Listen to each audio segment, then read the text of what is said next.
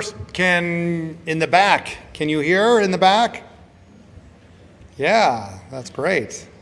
I hope you'll appreciate it after I'm done speaking. No. So I've been wondering how we learn things.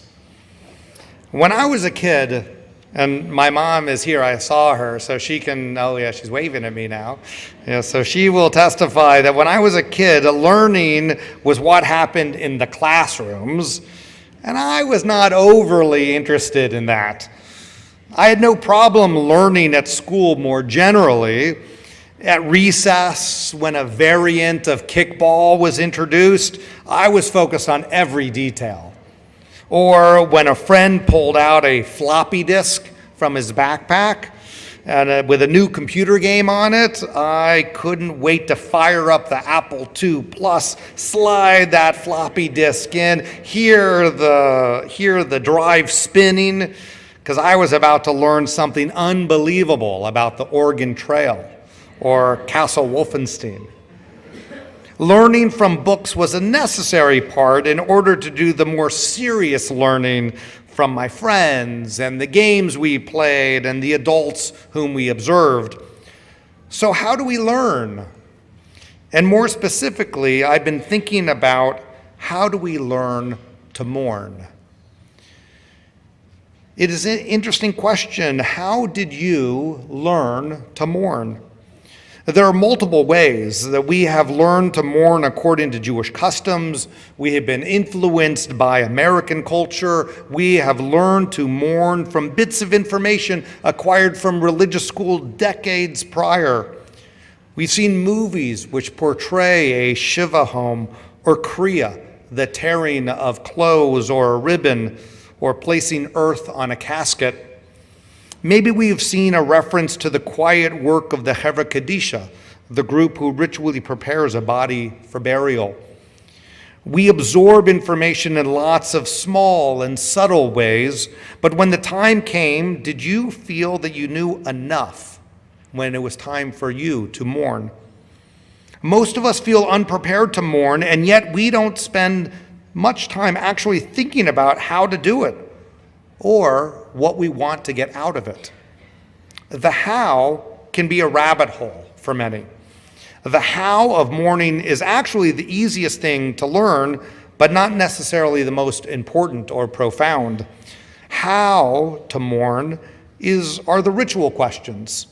Do I need to cover mirrors in the house? How long do I say Kaddish for a parent? And is it different for a sibling? And what about an uncle? Can I go to a Mystics or Nats game during the time when I'm saying Kaddish? The how of rituals are easy. Judaism has volumes and volumes of law describing in great detail the do's and the don'ts of mourning. For the hows, I remind people they should follow Jewish laws in mourning in a similar way that they apply it to their normal life.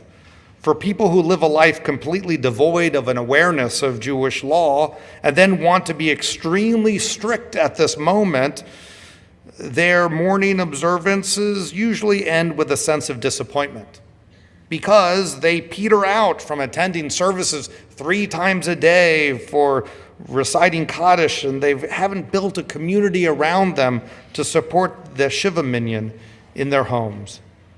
In contrast, I suggest to people that they take their current level of observance and turn the dial up a few notches.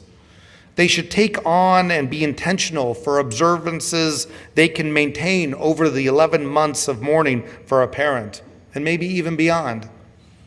The details of Jewish law are part of the how. What motivates us about these rituals is important to explore too. According to an article in the foreword, Philip Roth, the great Jewish American author, forbade Jewish rituals at his funeral last year. The article describes Roth had originally looked at being buried next to his parents at the Gomel Chesed Cemetery in Newark, New Jersey. However, the area surrounding the Jewish burial ground had in recent years become rife with crime, and Roth was unable to find a plot next to his parents, the article says. Instead, Roth decided about 10 to 15 years ago to be buried at the Bard College Cemetery, where he could be near his friend Norman Minea, a Romanian Jewish author who works as a professor at the college. Roth was also friends with Bard College president Leon Botstein, who is also Jewish. Blake Riley, Roth's biographer, reported, he said he wants to be buried near Jews, so he has someone to talk to. But Roth expressly forbade any religious rituals from being part of his funeral. The biographer continued, there was no metaphysical dimensions to Philip. He just flatly refused to believe in it. He thought it was all fairy tales. So maybe we decide rituals by who we want to talk to for eternity. Far more difficult than the how to do rituals is the what can I learn from these rituals. These are different types of questions. Rather than focused on the details of how to do a ritual, this is a focus on how does it speak to me? How will I be moved or supported or different because of Jewish mourning practices?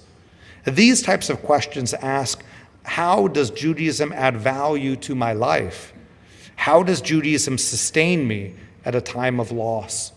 These are transformative questions. Answers to these questions are not described in the law books of Judaism, but I assure you these questions are answered time and again by people who have gone through the mourning process. Judaism offers us direction at a moment of being overwhelmed. It structures support when a mourner often feels alone. It honors the deceased with every detail. It makes you feel a connection to community when a powerful instinct is to want to hide and to be alone. But too many people do not learn of these practices until they're in crisis, and then upon reflection afterwards. So here's my premise. If mourning practices are worth doing, then they're worth knowing about before you need them. So let me tell you about a boy that I recently encountered who wanted to learn about mourning. It was just a few weeks ago here in the sanctuary, and Rabbi Rubin was officiating the service, which allowed me to visit different things that are happening here in the shul that morning. And I was standing right over in the corner over there when a young boy came up to me. And I've known Eli, not his real name, for many years. His parents bring him regularly to shul for services and many activities. Eli came up to me and had a problem. He told me his goldfish had died that week. Buddy, I'm so sorry to hear about your goldfish. Eli told me about the fish, how he had fed the fish regularly, but not too much, and he died. As an overlay, I know one of Eli's parents has been undergoing cancer treatments during the past year. Sometimes the parent feels sick and cannot be as energetic with him or his sister. So I was aware that the discussion may have other layers to it as well. Rabbi, Eli asked, when you get on that stage over there, can you say that prayer for my fish? You mean the bima? Yeah, the bima. When you get onto the bima, will you say that special prayer for when someone dies? I assure you, this is not a question that rabbinical school prepares you for. I had a flash of reading the names aloud. We remember Jacob Schwartzberg and Matilda Cohen, Eleanor Levy, and Finn the goldfish. Again, not the goldfish's real name.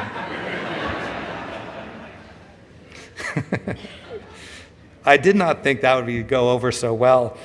But this was a sincere and important moment for Eli, and I did not want to push him off. His dad told me that he had been waiting for Shabbat for 3 days so he could talk to one of the rabbis. The mourner's Kaddish, that's the prayer that you're talking about, Eli.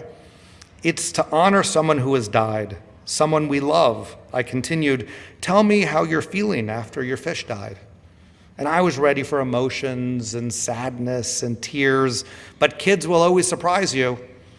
Eli responded, I took care of him in everything, but I only knew him for 2 weeks.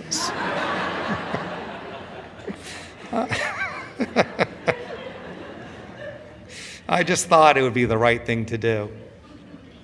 I contained my laughter and told him I had an idea. When other people are standing to recite the prayer, he should stand too and think about his goldfish. And his dad could help him with the words if he wanted. Eli liked the idea and had a huge smile on his face.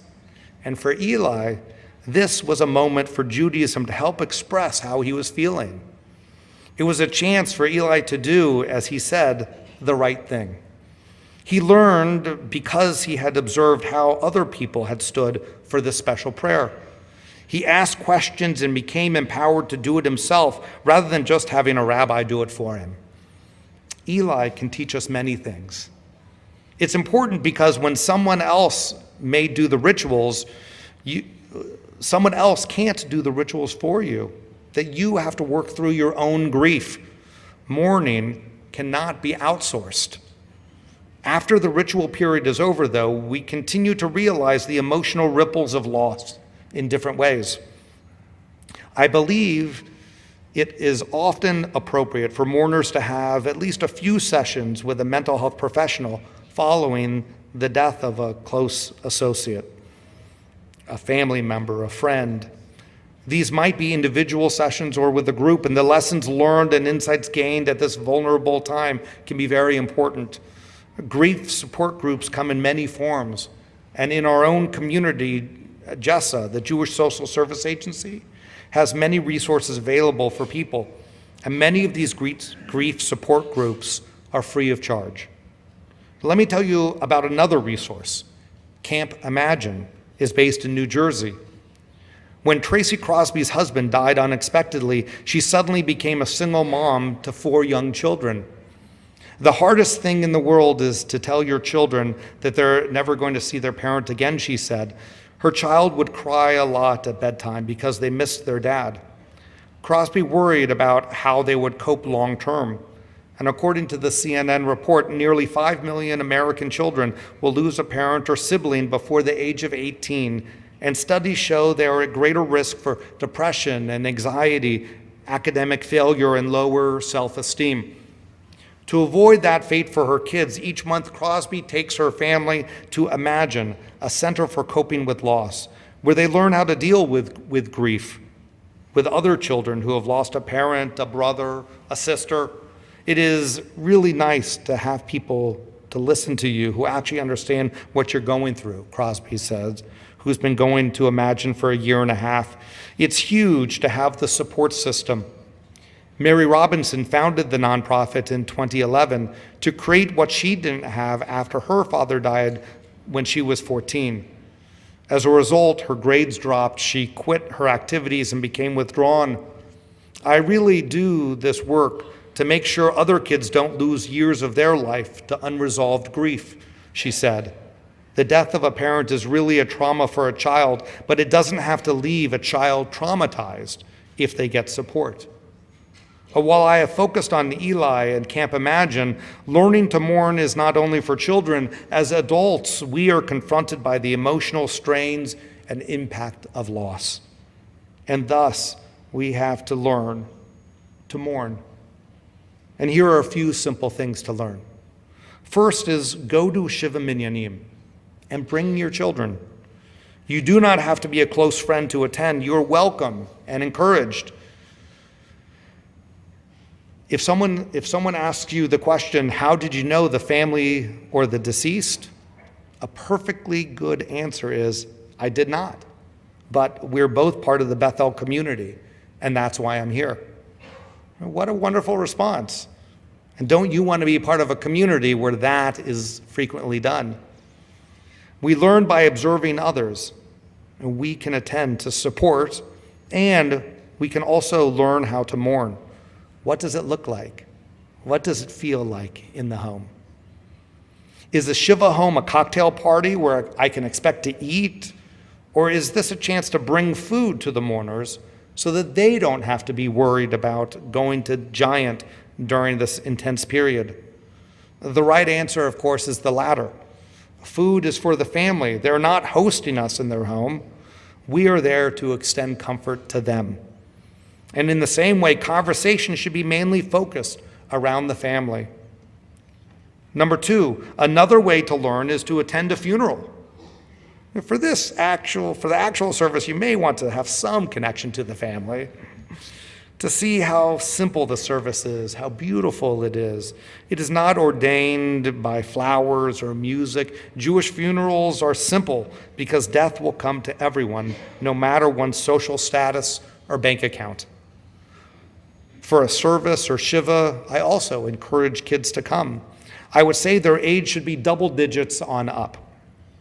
You should gauge the maturity of the child, but these are not things to hide or to be scared from. Death is inevitable, so we should treat it as such. Death is also infrequent, so we can transform it from a hidden experience to something that is part of life. Normalizing death also allows us to teach the emotions which ripple from death and which are also natural.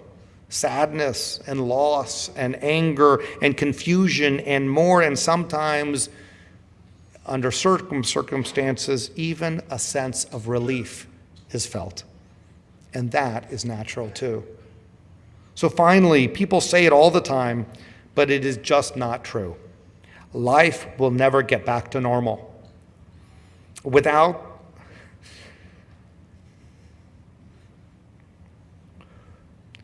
the parent or the family member, there'll be a new normal, but not back to the old normal.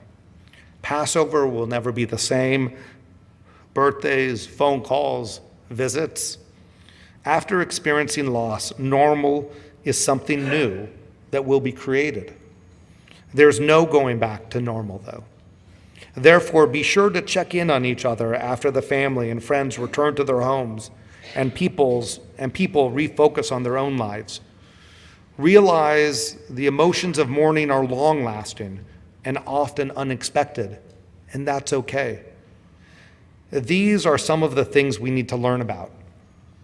As we are about to begin the Yizkor service, I invite you to explain the service to your child rather than sending them out for a superstition.